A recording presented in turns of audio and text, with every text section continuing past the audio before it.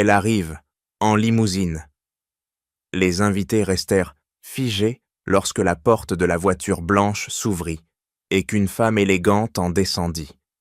Personne n'avait reconnu tout de suite la jeune fille timide qu'ils appelaient autrefois la ratée. Ils l'avaient invitée à la réunion des 10 ans pour rire un peu, pour raviver de vieux jeux cruels. Mais ce soir, leurs sourires se figèrent. Les regards devinrent lourds, presque honteux. Elle marchait calmement, sûre d'elle, comme si elle revenait non pas pour se venger, mais pour fermer un chapitre. Si cette histoire vous touche, soutenez la chaîne, abonnez-vous et dites-moi dans les commentaires d'où vous regardez. Kemiba avait toujours essayé de se faire petite dans le monde qui l'entourait. Elle travaillait dans une agence de création où l'on passait plus de temps à commenter les idées des autres qu'à en produire de nouvelles. Malgré cela, elle a arrivé chaque matin avec un calme qui surprenait ceux qui l'observaient. Elle était discrète mais fiable, silencieuse mais attentive, et elle accomplissait chaque tâche avec une précision qui ne demandait jamais d'être louée. Ce jour-là, cependant, son assurance habituelle vacilla dès l'instant où elle a aperçu un colis sombre et élégant posé au centre de son bureau.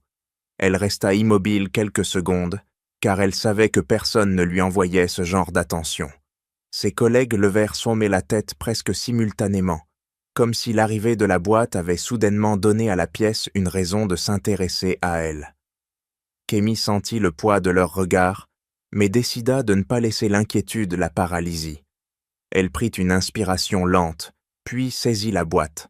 Le carton était épais et rigide, recouvert d'un noir mat, qui imposait une certaine présence. Il n'y avait aucune tonalité festive ni ruban décoratif, seulement une carte fixée sur le dessus. Son nom y était écrit à l'encre argentée, une écriture trop familière pour ne pas éveiller en elle un premier frisson. Elle retira la carte avant d'ouvrir la boîte, espérant qu'elle se trompait.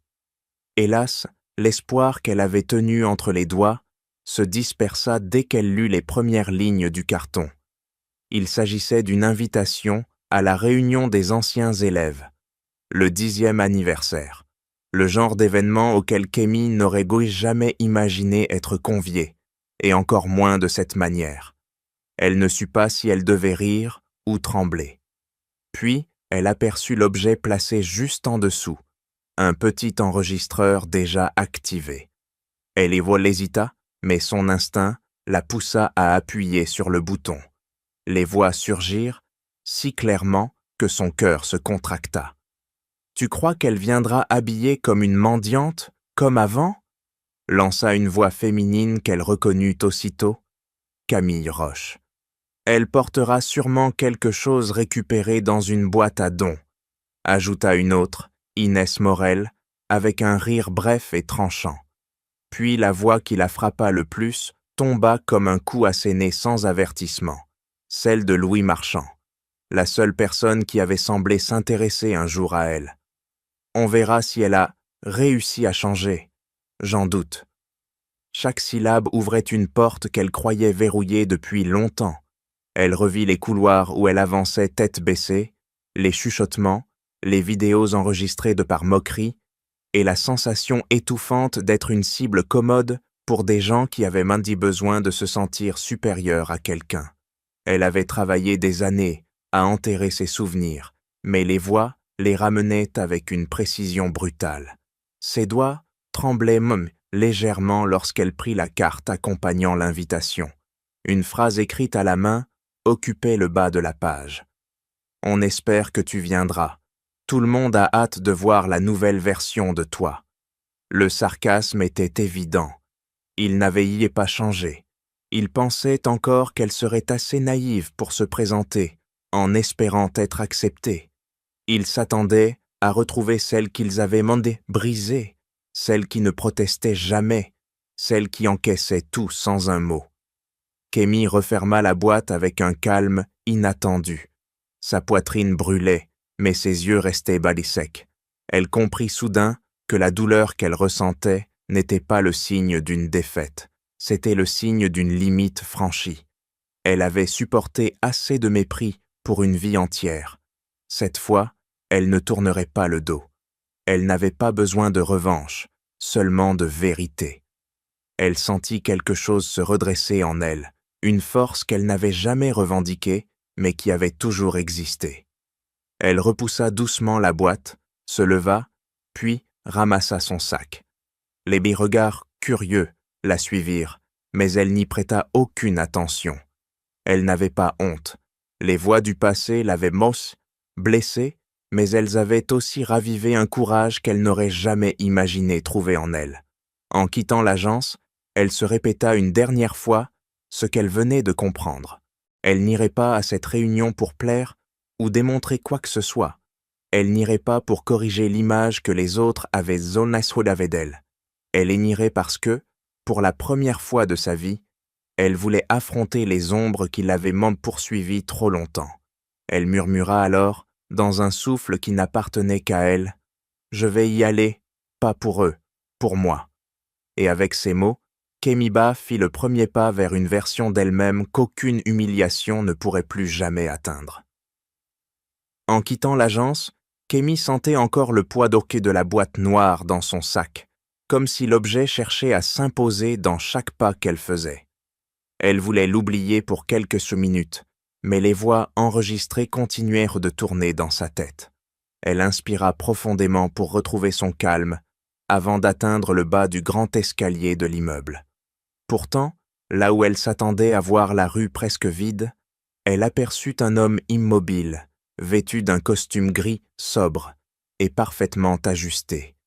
Il semblait attendre quelqu'un, et Kemi sentit immédiatement une tension familière lui traverser la poitrine.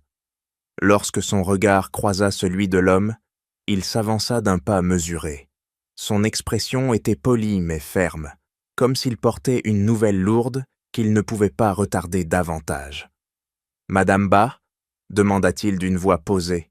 Elle hésita avant de répondre, méfiante par instinct.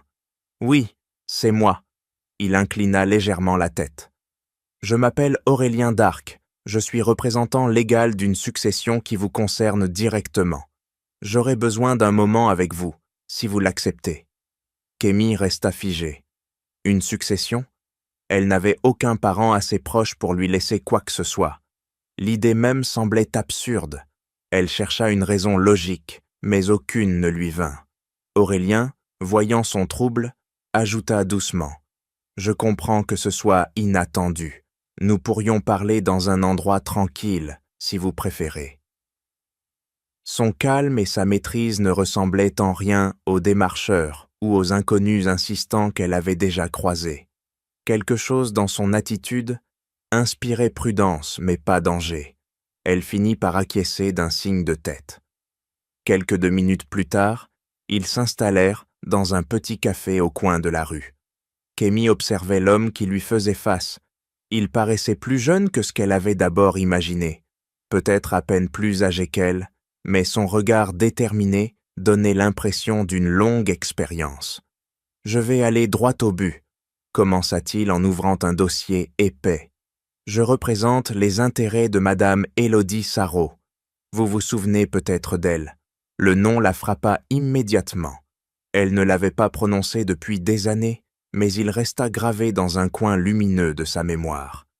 Élodie Sarraut, la propriétaire d'un petit atelier de créations artisanales où Kemi avait travaillé comme assistante pendant sa dernière année d'études. Une femme douce et exigeante qui ne lui avait jamais parlé avec condescendance, même quand Kemi arrivait couverte de fatigue après une journée de cours. « Oui, » répondit-elle, « je me souviens très bien d'elle. » Aurélien acquiesça, puis fit glisser le dossier vers elle. « Madame Sarraut vous a désignée comme unique héritière de sa marque Lumière, ainsi que de tous les droits intellectuels qui s'y rattachent. La succession a été contestée par sa famille lointaine, mais le tribunal a tranché. Tout vous revient légalement. » Kemi sentit la pièce tourner légèrement autour d'elle. Elle posa ses mains sur la table pour rester ancrée. « Je ne comprends pas. Pourquoi moi? Je ne suis qu'une ancienne employée. » « Elle vous appréciait sincèrement, » expliqua Aurélien. « Elle m'a souvent parlé de votre précision, de votre créativité et de votre gentillesse. Elle estimait que vous étiez la seule personne à respecter réellement son travail. Elle a rédigé ce testament plusieurs mois avant sa disparition. Il sortit une enveloppe scellée. Elle vous a également laissé une lettre. Je ne connais pas son contenu. Elle est pour vous seule. Kémy resta un long moment silencieuse. Les souvenirs de l'atelier remontèrent en elle.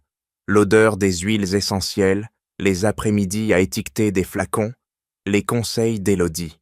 Elle n'avait jamais considéré cet emploi comme autre chose qu'un travail modeste, mais elle avait aimé ces moments. Elle avait aimé la douceur de cette femme qui ne la jugeait pas. Elle se demandait maintenant si Élodie avait perçu plus que ce qu'elle montrait. « Pourquoi me dire tout cela aujourd'hui ?» demanda-t-elle enfin. « Parce que la relance de la marque nécessite votre signature, » répondit Aurélien, « et parce que vous devez être informé de ce que vous possédez. » Le mot « posséder » résonna étrangement dans son esprit. Elle n'avait jamais possédé grand-chose. Et voilà qu'une part du passé lui revenait soudain sous forme de responsabilité, presque sous forme de destin. Elle regarda la boîte noire dans son sac, comme si les deux événements de la journée s'étaient ligués pour la placer devant un choix. D'un côté, le mépris de ceux qui l'avaient brisée. De l'autre, la confiance d'une femme qui avait cru en elle. « Je ne sais pas quoi penser », souffla-t-elle. Aurélien hocha doucement la tête. « Prenez votre temps, mais sachez que vous n'êtes pas seul dans cette démarche. Je suis là pour vous accompagner dans toutes les étapes. » Kémy sentit une gratitude maladroite monter en elle. Elle ne connaissait pas cet homme, mais sa présence réduisait légèrement le chaos de la journée. Elle referma le dossier, puis redressa son dos. « Je vais lire la lettre. Ensuite, je prendrai une décision. » Aurélien lui adressa un léger sourire.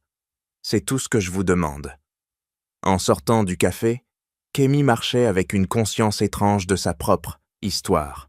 Elle n'était plus la fille qu'ils avaient humiliée, et elle n'était plus seulement la jeune femme discrète que personne ne remarquait. Elle était quelqu'un à qui l'on confiait un héritage. Elle pressa la lettre contre son cœur. Sans le savoir, elle venait d'ouvrir la porte qui changerait entièrement sa vie. Lorsque Kémy rentra chez elle, la première chose qu'elle fit fut de retirer ses chaussures presque machinalement, comme si ses gestes tentèrent de la ramener à un quotidien stable. Elle posa son sac sur la table, et le silence de la pièce lui rappela qu'elle n'avait parlé qu'à peine quelques minutes depuis qu'elle avait quitté le café. Le dossier de lumière dépassait du sac, et la lettre d'Élodie était posée juste au-dessus, encore scellée. Elle hésita à l'ouvrir, mais elle craignait que les mots contenus à l'intérieur ravivent plus que des souvenirs agréables. Elle s'assit et fit glisser le dossier vers elle. Elle savait que, pour comprendre la portée de ce qui venait de lui être confié, elle devait tout relire. Elle ouvrit la première chemise et découvrit des pages qu'elle reconnaissait. C'était son écriture. Des listes de matières premières, des croquis de flacons, des idées de parfums qu'elle avait notées sans jamais croire qu'ils serviraient un jour. Cette découverte produisit un mélange puissant de surprise et de nostalgie. Elle sentit une chaleur douce envahir sa poitrine, mais cette chaleur s'assombrit aussitôt lorsqu'un souvenir s'imposa à elle. Elle se revit, plus jeune, tenant un carnet semblable dans la cour de l'école. Elle dessinait des formes de bouteilles pendant la pause, quand une ombre s'était projetée sur les pages. « Tu te prends pour une artiste maintenant », avait lancé Camille en lui arrachant le carnet. Kémy revit le rire haut et froid d'Inès, puis la feuille en déchirée, froissée entre leurs mains. Elle avait ramassé les morceaux, incapable de dire un mot, consciente que parler ne ferait qu'aggraver les moqueries. Elle referma les yeux et respira lentement. Ses souvenirs ne partiraient jamais complètement. Mais aujourd'hui, elle avait la preuve que quelqu'un, au moins une personne, avait vu la valeur qu'elle-même n'avait jamais pu défendre. Elle continua à feuilleter les documents. Plus elle lisait, plus elle comprenait le sérieux avec lequel Élodie avait préparé sa succession. Chaque note faisait référence à un échange passé, parfois à des détails que Kémy avait oubliés. Il y avait même un petit croquis qu'Élodie avait annoté, idée inspirée par la douceur de Kémy. Ce simple commentaire fit monter des larmes dans ses yeux. Elle les essuya du revers de la main, déterminée à ne pas se laisser submerger. Elle prit ensuite la lettre. L'enveloppe était légèrement jaunie, comme si Élodie l'avait écrite bien avant sa maladie. Kémy la décacheta doucement. « Ma chère Kémy, si tu lis cette lettre, cela signifie que je ne suis plus là pour t'expliquer pourquoi j'ai fait ce choix. J'ai rencontré beaucoup de personnes dans ma vie, mais peu possédaient ton honnêteté, ta patience et ta lumière intérieure. Je t'ai observé travailler avec un respect trop rare pour les choses et pour les gens. Cette marque n'a jamais été seulement la mienne. Elle appartenait à ceux qui comprenaient donc la beauté des gestes sincères. Je sais que tu feras ce qui est juste. Avec toute mon affection, Élodie. » Kémy posa la lettre sur ses genoux et resta immobile. Les mots d'aide résonnaient dans son esprit avec une simplicité désarmante. Elle n'avait jamais cru mériter une telle confiance. Elle n'avait jamais imaginé qu'une personne puisse voir en elle ce qu'elle-même avait toujours essayé de cacher pour éviter d'être blessée. Elle sentit soudain une colère ancienne remonter, non pas contre Élodie ou contre la vie, mais contre ces années où elle avait laissé les moqueries définir ce qu'elle pensait valoir. Elle se leva et se dirigea vers le miroir posé près de l'étagère. Elle observa son reflet, cherchant à comprendre comment cette femme adulte pouvait encore se sentir comme la jeune fille humiliée d'autrefois. Elle murmura, presque sans s'en rendre compte, « Je ne veux plus vivre avec cette peur. » Elle retourna à la table et reprit le dossier. Son regard se durcit légèrement. Elle réalisa qu'elle n'était pas seulement l'héritière d'une marque. Elle était la témoin vivante de son propre courage, même s'il lui avait fallu du temps pour en prendre conscience. Ce que Camille, Inès et les autres avaient ni tenté de briser n'était qu'une façade fragile. Ce qui restait derrière avait survécu. Elle tourna encore quelques pages et tomba sur une photocopie d'un ancien reçu. Elle reconnut la date. C'était le soir où elle avait quitté l'atelier après avoir essuyé pour la première fois une humiliation publique à l'école.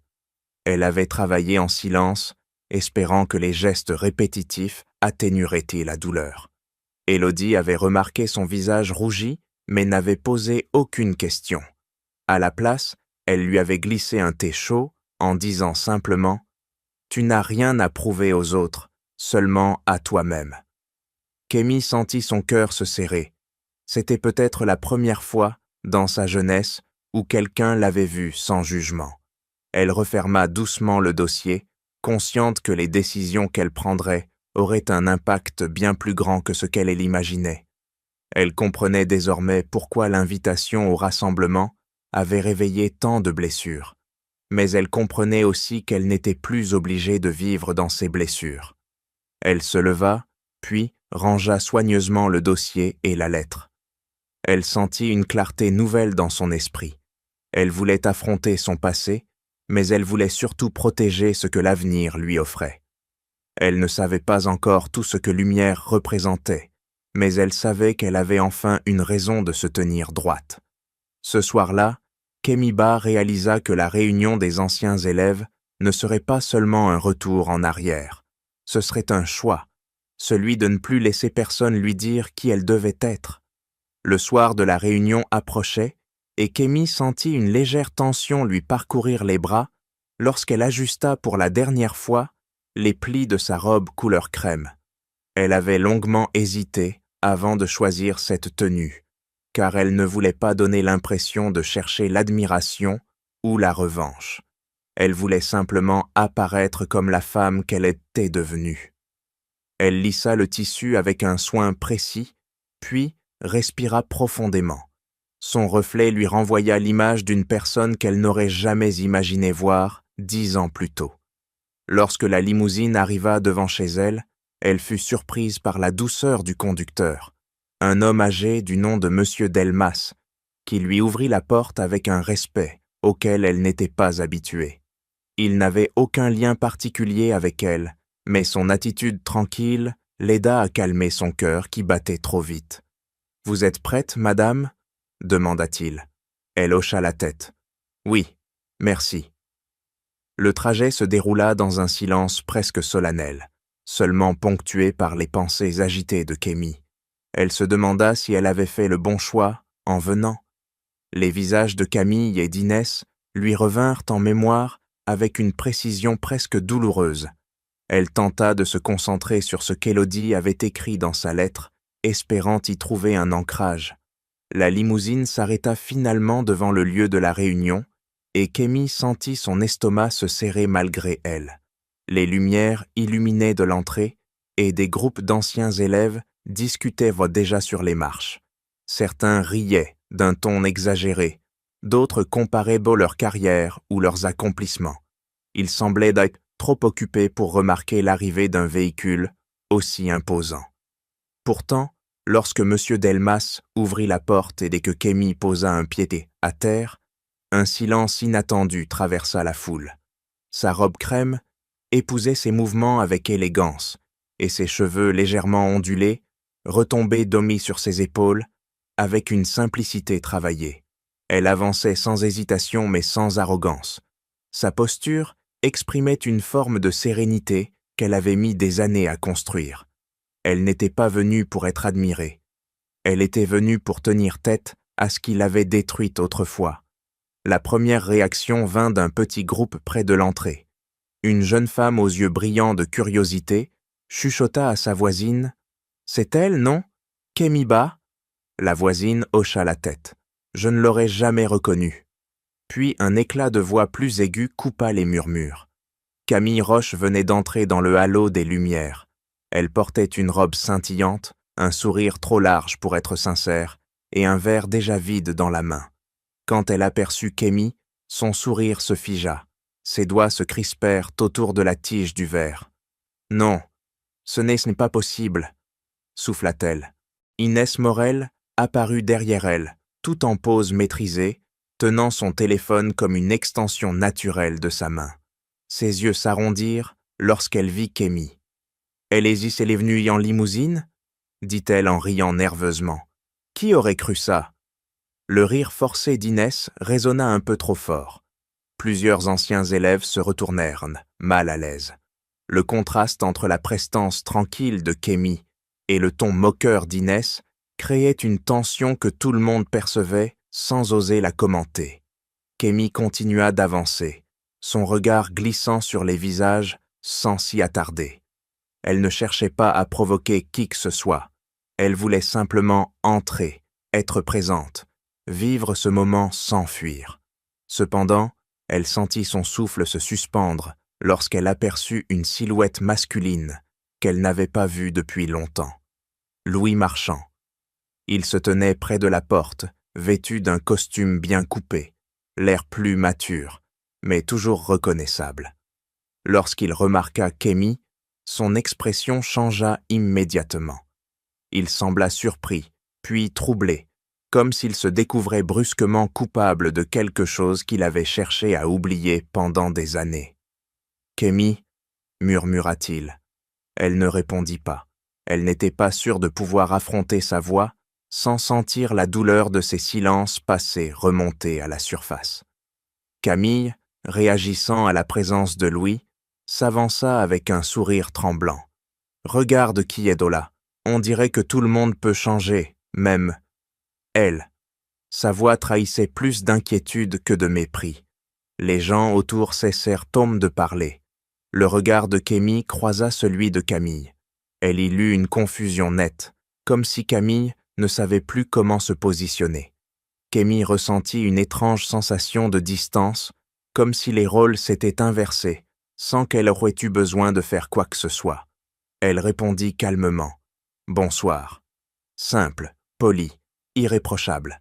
Cette absence d'affect dérouta encore plus Camille, qui recula d'un pas, déstabilisée. Louis tenta une approche. « Tu es splendide.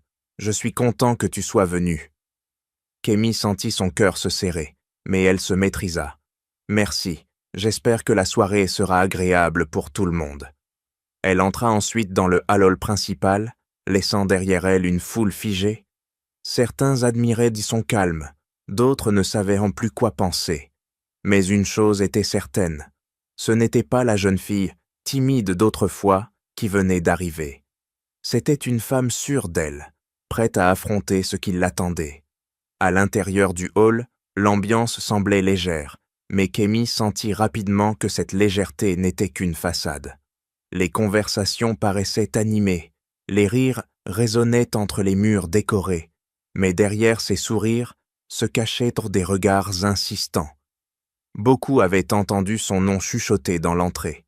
Certains observaient Gombe et ses gestes avec curiosité, comme s'ils tentaient de comprendre comment la jeune fille, silencieuse d'autrefois, avait pu devenir la femme qu'ils voyaient dès ce soir. Elle avança calmement vers le buffet, espérant se fondre un instant dans la foule. Mais à peine eut-elle posé la main sur un verre qu'une voix familière se fit entendre derrière elle. « Kémy, tu es là !» C'était Inès Morel, vêtue d'une robe noire, ajustée, un téléphone accroché à sa main, comme une arme prête à être dégainée. Son sourire avait la douceur forcée de quelqu'un qui n'acceptait pas la perte de contrôle. Kémy se retourna. « Bonsoir, Inès. »« Tu es magnifique, » répondit Inès avec un ton qui manquait d'authenticité. « Je ne m'attendais pas à ça. »« Je suis simplement venu comme je suis, » dit Kémy en gardant une voix posée. Avant qu'Inès ne puisse répondre, Camille Roche s'approcha. Elle avait probablement bu plus que de raison, car ses gestes perdaient bientôt la précision arrogante qui la caractérisait. Elle regarda Kémy de haut en bas, cherchant visiblement un défaut qu'elle pourrait exploiter. « Alors, Kémy, » lança-t-elle avec une fausse amabilité, « tu as fait ton petit effet. On dirait que quelqu'un a enfin découvert comment se préparer correctement. »« Je suis contente que tu le remarques, » répondit Kémy, sans agressivité. La sérénité de son ton provoqua un léger tremblement dans la main de Camille. Inès retrouva aussitôt son assurance habituelle et s'empressa de changer de sujet. « Puisque tout le monde est là, j'ai quelque chose de très amusant à montrer. Ça va rappeler des souvenirs. » Kémy sentit une alerte froide glisser dans sa poitrine. Elle observa Inès se diriger vers un projecteur déjà installé près de la scène. Quelques personnes s'étaient approchées, attirées par l'idée d'une révélation collective. Kémy sentit son souffle ralentir malgré elle.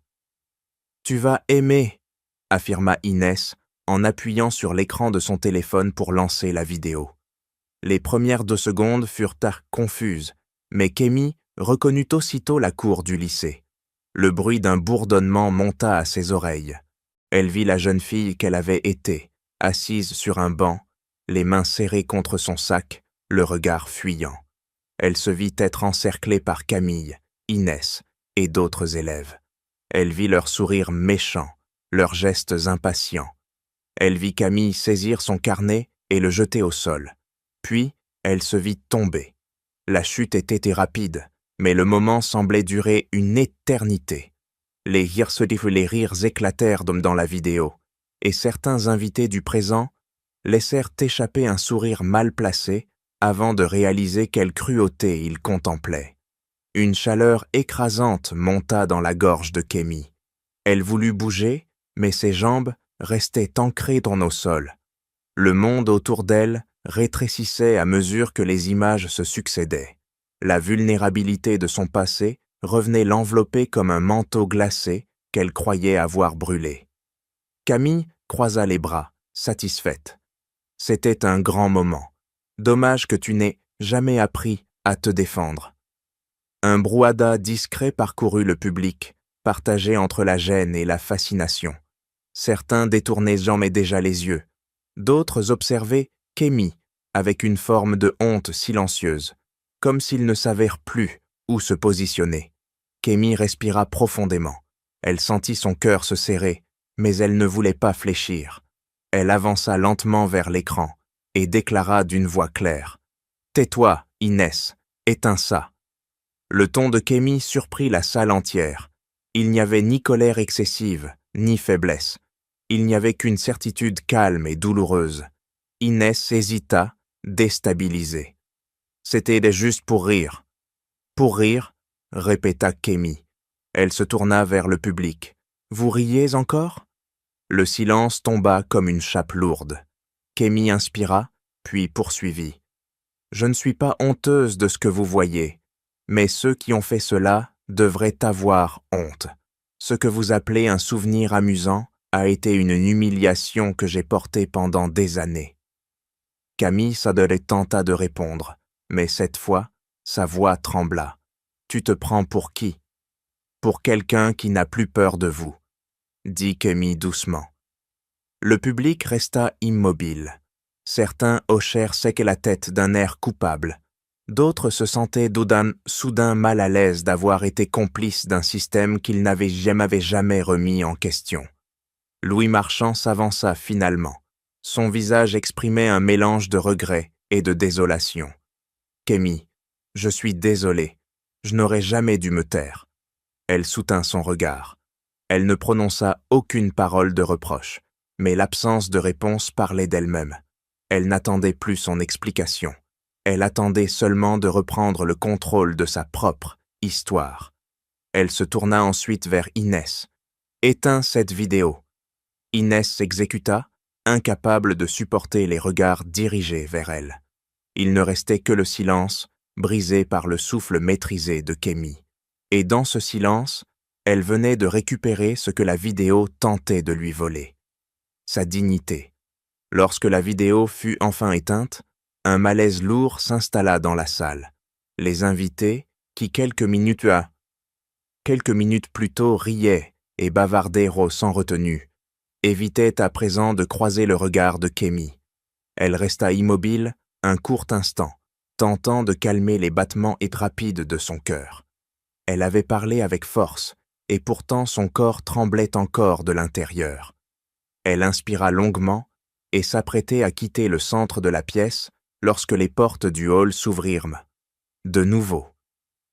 Un homme entra, vêtu d'un costume gris clair, parfaitement ajusté. Il avançait avec l'assurance discrète de ceux qui savent exactement pourquoi ils sont là. Kémy reconnut immédiatement Aurélien d'Arc. Son apparition dans un tel lieu surprit tout autant les invités, qui ne comprenaient même pas ce qu'un juriste pouvait chercher dans une réunion d'anciens élèves. Aurélien croisa le regard de Kémy et inclina légèrement la tête. « Bonsoir, Madame Ba. Je suis désolé d'arriver au milieu d'une situation difficile, mais nous avions un accord concernant l'annonce officielle. » Un murmure parcourut aussitôt la salle. Camille et Inès échangèrent un regard inquiet.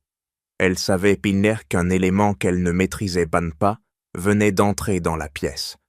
Kémy répondit calmement. « C'est le bon moment. Vous pouvez continuer. » Aurélien se tourna vers les invités. C'est maintenant un épais dossier qu'il ouvrit lentement. « Je me présente. Je m'appelle Aurélien d'Arc. Je suis le représentant légal de la succession de Madame Élodie Sarraut, créatrice de la marque artisanale Lumière. Je suis ici parce que la relance officielle de la marque nécessite une communication formelle à sa propriétaire légitime. » Le silence se fit totalement. Quelques invités se redressèrent, visiblement intéressés par la mention d'un nom qu'ils connaissaient vaguement. Ils en avaient entendu parler il y a longtemps, mais Lumière avait disparu après le décès d'Élodie. Aurélien poursuivit. Après une longue procédure judiciaire due aux contestations d'une branche éloignée de sa famille, la justice a confirmé que Madame Kémy Ba est l'unique héritière de tous les droits de Lumière. Un choc visible parcourut la salle. Les regards se tournèrent vers Kémy, comme si elle avait soudainement changé de forme. Certains remarquent la sérénité dont elle faisait preuve. D'autres, pris au dépourvu, tentaient d'évaluer l'importance réelle de l'annonce. Camille fut la première à réagir. « C'est une plaisanterie, non ?» Son sourire nerveux révélait sa panique. Elle, héritière d'une marque, Inès ajouta, moins assurée qu'à son habitude. « Il doit y avoir une erreur, c'est absurde. » Aurélien les regarda avec politesse, mais sans aucune indulgence. Madame Ba n'a rien demandé, elle n'a rien revendiqué non plus. Tout ce qu'elle possède aujourd'hui lui a été confié par la fondatrice elle-même, selon un testament parfaitement légal, daté et signé. La voix d'Aurélien, ferme mais calme, coupa court aux objections. Camille chercha néanmoins une issue. Vous dites que la famille d'Élodie a contesté le testament. Pourquoi en aurait Carrotel eu besoin si tout était si clair? Aurélien ouvrit une nouvelle chemise et en sortit plusieurs documents. Parce que certaines prônes personnes ont tenté de racheter Lumière à un prix dérisoire, alors que Madame Sarraut était affaiblie par la maladie. Elles ont exercé des pressions pour qu'elle renonce à ses droits. Pressions documentées par des courriels que la justice a retenus comme preuve. Un frisson parcourut quelques invités. Camille et Inès échangèrent un regard chargé d'angoisse. Camille observa la scène en silence, sans satisfaction ni vengeance. Elle ressentait seulement une étrange distance, comme si elle n'appartenait plus à ce monde, où les humiliations servaient de spectacle. Aurélien continua, cette fois avec un ton plus grave. Il est également important de préciser que certaines tentatives d'appropriation concernaient donc directement des créations signées par Madame Ba lorsqu'elle travaillait dans l'atelier de Madame Sarraut. Un nouveau choc secoua la pièce. Plusieurs invités se tournèrent vers Camille, dont le visage perdit alors tout éclat. Elle essaya de garder contenance, mais son masque se fissurait visiblement. Louis fit un pas en avant, la voix basse mais claire. « Est-ce que cela concerne les messages envoyés à Élodie juste avant sa mort ?» Aurélien hocha la tête. « Oui, ces messages font partie du dossier. » Les petits regards se tournèrent de nouveau vers Camille. Elle tenta de parler, mais aucun son ne sortit. Son assurance habituelle disparaissait à vue d'œil, remplacée par une crispation nerveuse. Camille sentit un mélange d'émotions monter en elle. Elle ne se sentait pas victorieuse. Elle n'avait jamais voulu que la vérité soit une arme. Pourtant, en voyant Camille et Inès reculer devant les faits, elle comprit que l'injustice qu'elle avait subie pendant des années avait enfin trouvé une réparation, pas par la haine, mais par la vérité mise au jour. Louis s'approcha alors de Camille. Son regard exprimait une sincérité inhabituelle. « Je suis vraiment désolé. Je n'aurais jamais dû me taire. J'aurais dû te défendre. » Camille répondit avec douceur, mais sans ouvrir la porte à une réconciliation immédiate. « Je n'attendais pas d'excuses, Louis. J'attendais seulement que tout le monde voie ce que j'ai vécu. » Il baissa les yeux, incapable de soutenir son regard. Aurélien referma ensuite son dossier.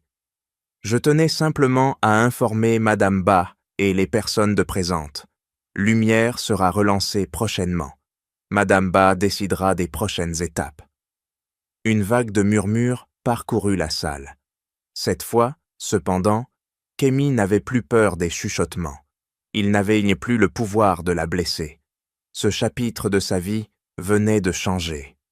Après l'annonce d'Aurélien, un mélange de stupeur et de malaise parcourut la salle. Les conversations reprirent par vagues hésitantes, comme si chacun cherchait sa place dans cette nouvelle réalité. Camille resta debout près de la Zamousseine, encore consciente des regards, mais moins affectée qu'auparavant. Elle avait senti, au moment où la vérité avait éclaté, une force intérieure qui effaçait l'impression d'être la cible de tous les regards. Camille, en revanche, avait perdu ses repères.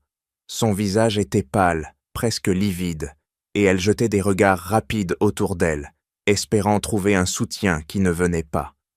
Inès s'était retirée légèrement en arrière, comme si elle craignait d'être entraînée dans la chute de son amie. Elle n'osait plus prononcer un mot, et son téléphone, d'ordinaire toujours prêt à enregistrer ou exhiber quelque chose, restait immobile entre ses mains. Camille finit par se diriger vers Kémy, les talons claquant contre le sol dans un rythme nerveux. Elle tenta un sourire, mais celui-ci se déforma aussitôt. Tu dois être fier de toi, lança-t-elle d'une voix tendue. Tu as attendu toutes ces années pour revenir et nous humilier. C'est ça que tu voulais, n'est-ce pas? Kémy garda une posture calme. Je n'ai rien fait pour t'humilier. La vérité ne fait que mettre en lumière ce qui existait déjà. Tu joues dans la victime, répliqua Camille, le ton plus haut. Tu crois que tu peux arriver ici avec ta robe chère et une marque dont tu n'as jamais été capable de créer quoi que ce soit, et tout le monde va t'admirer? Une rumeur parcourut les invités. Beaucoup s'étaient un peu rapprochés, cherchant à comprendre jusqu'où Camille irait. Louis, qui n'avait pas quitté la scène des yeux, s'avança d'un pas, prêt à intervenir, mais Kémy fit un geste discret pour l'arrêter. Elle voulait affronter ce moment seule. « Je ne suis pas venue pour être admirée, » répondit-elle simplement. « Je suis venue pour affronter ce qui m'a blessée. » L'esprit très beau de Camille doit se durcir. « Tu mens, tu veux te venger, tu veux nous punir. C'est pour ça que tu as inventé cette histoire de succession. » Avant que Kémy ne puisse répondre, Aurélien intervint d'une voix ferme. « Madame Roche, rien n'a été inventé. J'ai ici les documents officiels du testament de Madame Sarraud, ainsi que les preuves des pressions exercées de par votre famille. » Il ouvrit son dossier et en sortit quelques courriels imprimés. Camille recula instinctivement, comme si les feuilles allaient coller la brûler. Inès étouffa un souffle surpris, comprenant qu'elle ne pourrait en aucun cas détourner la situation en leur faveur. « Ce sont des mensonges !» protesta Camille, mais sa voix manquait d'assurance. Elle attrapa les documents, les parcourut rapidement, puis les lâcha sur le sol. Ces preuves ne veulent rien dire. Aurélien répondit calmement, « Elles ont pourtant suffi à convaincre un juge. » Des murmures indignés s'élevèrent parmi les invités. Certains secouaient la tête, d'autres fixaient au Camille avec un mélange de déception et de dégoût. Le groupe qui l'avait entouré pendant des années semblait soudain s'évaporer, chacun cherchant à mettre de la distance entre eux et celle qui s'était vantée d'écraser les autres. Louis fit un pas de plus vers Camille. « Tu as causé plus de mal que tu ne l'as jamais reconnu, pas seulement à Kémy, à toi-même aussi. » Camille Veldy se tourna vers lui, le visage déformé par la colère. « Tu n'es qu'un lâche, Louis. Tu n'as jamais eu le courage de choisir un camp. » Il soutint son regard sans faiblir. « Ce soir, je choisis enfin le bon. » Sa déclaration provoqua un nouvel écho dans la salle. Camille, déstabilisée, chercha un soutien du regard, mais personne ne répondit. Inès baissa les yeux, incapable de défendre son amie ou elle-même. Kémy s'avança doucement. « Je ne veux pas que tu tombes. Je veux seulement que tu reconnaisses ce que tu as fait. » Camille éclata d'un rire, amer. « Jamais, je ne te donnerai pas ce plaisir. » Elle recula, trébucha légèrement, puis se reprit avant de quitter précipitamment la pièce. Sa sortie ne provoqua aucun élan de compassion. Le silence qui suivit fut lourd, mais il n'était plus dirigé vers Kémy. C'était le silence qu'on réserve à ceux qui viennent de perdre la bataille qu'ils pensaient regagner sans jamais se battre honnêtement. Lorsque la porte se referma, Kémy sentit la tension s'alléger autour d'elle. Elle inspira profondément. Ce n'était pas la victoire qu'elle avait cherchée, mais c'était la vérité qui s'imposait enfin. Louis reprit la parole, d'une voix basse mais sincère. « Tu as été forte, plus forte que nous tous ici. » Kémy répondit avec douceur. « Je voulais seulement retrouver ma dignité. » Cette fois, personne ne discuta. Les invités semblaient comprendre que ce qu'ils venaient beau mieux de voir n'était pas une confrontation ordinaire, mais la réparation d'une injustice longtemps ignorée.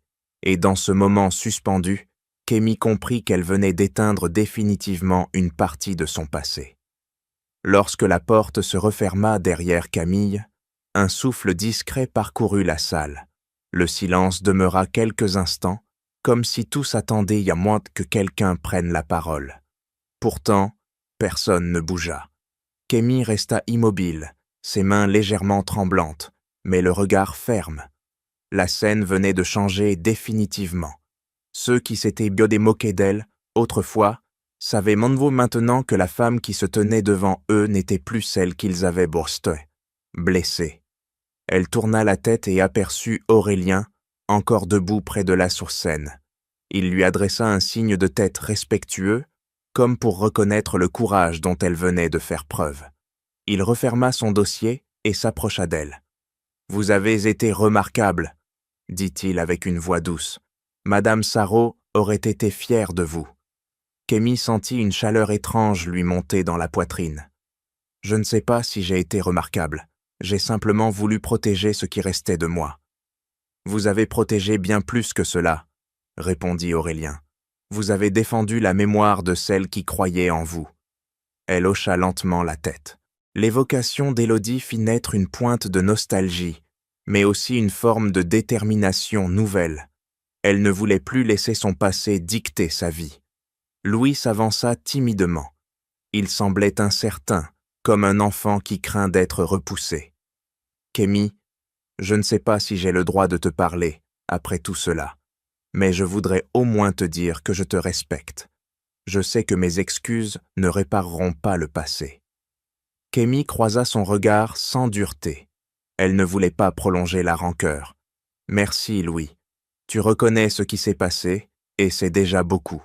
Le reste m'appartient, et je vais l'apprendre avec le temps. » Il baissa les yeux, soulagé, même s'il savait qu'il ne retrouverait jamais la place qu'il aurait pu avoir autrefois. Les invités commencèrent alors à se disperser. Certains s'approchaient pour adresser des mots maladroits, gênés par leur propre comportement passé. D'autres préféraient s'éclipser en silence. Kémy répondit poliment, mais elle restait concentrée sur ce qui venait après. Elle ne voulait plus être définie par ce que les autres avaient fait. Un peu plus tard, elle quitta le hall et se retrouva à l'extérieur. L'air était frais et portait une forme d'apaisement inattendu. Une voiture l'attendait près de l'entrée. La limousine blanche qui l'avait amenée brillait sous les lumières. Le chauffeur l'accueillit avec un sourire courtois. « Madame Ba, votre véhicule est prêt. » Kémy observa la voiture en silence. Quelques heures auparavant, elle y était entrée avec le cœur lourd, incertaine de ce qu'elle allait affronter. Maintenant, elle se sentait différente. Elle n'était plus seulement la femme venue affronter son passé. Elle était celle qui marchait vers un avenir qu'elle avait choisi. Elle monta dans la limousine, la porte se referma doucement derrière elle. À travers la vitre, elle aperçut Aurélien sortant à son tour du bâtiment pour passer un appel. Il leva la main vers elle, un geste sobre et chaleureux. Elle le lui répondit avec un sourire sincère. Sans lui, ce soir n'aurait peut-être pas eu la même force. La limousine démarra. Kémy s'installa confortablement et regarda la ville défiler. Les événements du soir repassaient dans sa mémoire, mais cette fois, il ne serrait plus sa poitrine. Il glissait doucement vers l'arrière, comme si un poids ancien se détachait enfin. Elle pensa à Élodie, à l'atelier, à toutes les petites notes qu'elle laissait partout, à la patience avec laquelle elle lui avait appris la valeur du travail précis et du geste soigné. Elle pensa à Lumière, à ce qu'elle pourrait en faire. Elle imaginait un atelier renouvelé, des collections créées avec soin, des produits qui porteraient dans l'essence de ce qu'Élodie avait voulu transmettre. Elle imaginait aussi de nouvelles personnes autour d'elle, pas celles qui riaient d'elle, mais celles qui, comme elle autrefois, cherchaient une chance. Cette idée la toucha profondément. Elle sortirait renforcer les équipes avec des jeunes qui avaient vécu le rejet. Elle leur offrirait ce que personne ne lui avait offert à l'époque, l'opportunité de transformer la douleur en quelque chose de beau. La limousine s'arrêta au pied de son immeuble. Le chauffeur lui ouvrit la porte, mais elle resta un instant assise, observant la nuit. Elle inspira longuement. Cette respiration marquait la fin d'un cycle. Elle descendit, fit quelques pas, puis se retourna vers la voiture. La carrosserie blanche reflétait les lumières environnantes avec douceur. « Je suis enfin libre », murmura-t-elle. Cette phrase ne s'adressait à personne, mais elle marquait la vérité qu'elle ressentait au plus profond d'elle-même. Elle entra chez elle. Elle posa ses affaires, retira ses chaussures et s'assit devant son bureau. Les documents de lumière reposaient toujours là. Elle les ouvrit et parcourut les pages avec une attention nouvelle. Chaque mot semblait désormais résonner autrement. Ce n'était plus un héritage, c'était une mission. Elle prit un stylo et commença à écrire quelques idées. Ses traits étaient assurés, ses pensées d'astor claires. Depuis longtemps, elle n'avait pas senti une telle énergie. Son avenir n'était plus un espace flou et douloureux.